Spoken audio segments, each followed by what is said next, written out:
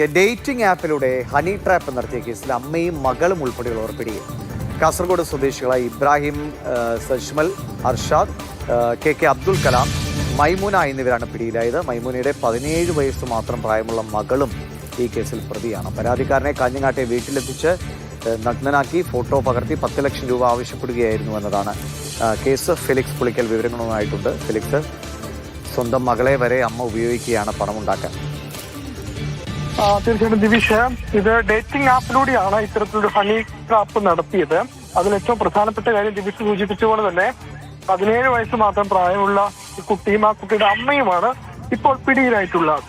കണ്ണൂർ ചക്കരക്കൽ സ്വദേശിയാണ് ഈ തട്ടിപ്പിന് വിധേയമായ വ്യക്തി.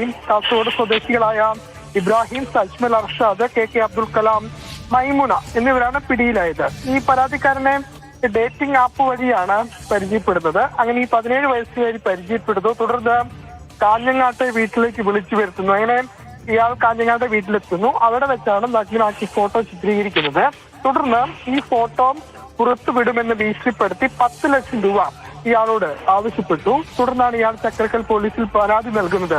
ആ പരാതിയുടെ അടിസ്ഥാനത്തിലാണ് ഇപ്പോൾ ഈ 4 പേർ, 17 വയസ്സുകാരിയായ കുട്ടിയും ആ കുട്ടിയുടെ അമ്മയും അടക്കം 4 പേരെ ഇപ്പോൾ ചക്കരക്കൽ പോലീസ് അറസ്റ്റ് ചെയ്തത്.